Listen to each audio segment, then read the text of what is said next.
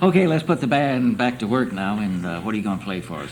Well, I think it would be a good idea. We have to honor some of the folks that we have in the Midwest. We have an occasion almost every night to do a polka. Okay. And a good, legit polka. And I want you to hear, again, as I mentioned before, it's been so long since we've been able to find a bass man. You know, young guys coming up today, if they can play bass and play bass well, that's good. But to find a guy that can do bass and tuba both is unbelievable. So we did find a guy. He's unbelievable.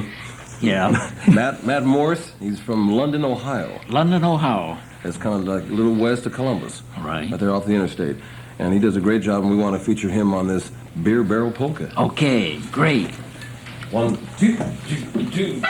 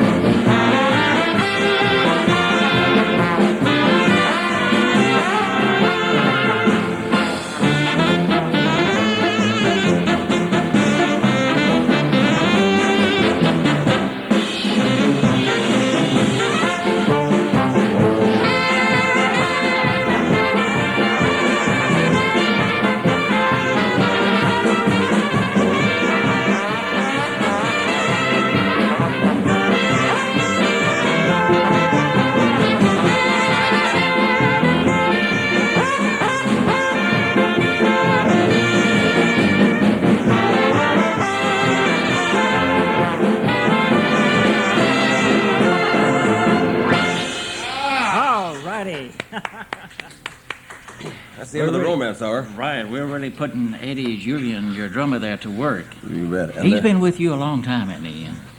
He has, and I'll tell you, it's... He was before Russ Morgan. Pardon? He was there. He worked with Dad. Was it Chicago, Ed? Yeah. Oh, and then also in Canada? Did you go up to... Dad did a Canadian tour back in the early 50s, and Eddie went up there with him also. But Eddie is Vaughn Monroe's. Right. Vaughn had the big band. Eddie was his man. Yeah, way back in, let's see, 1890, I believe. Yeah. He shot the cannon in the, 1812 over to him.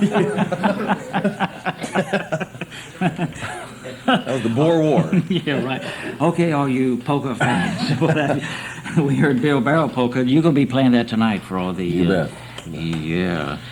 When you go out on the gig, do you have to feel the audience out to which way to go? Yeah, what polkas are? No matter, where you go, you have to find out what they like. And, of course, I've been on the road so long now that I know the areas. When you're in the Midwest in Iowa and Nebraska, you got to stay with those good old, they want foxtrots, they want waltzes, they want an occasional little Viennese tempo, and that's it. And if you start laying a lot of Latin and all that kind of stuff, you've lost them. They're dead.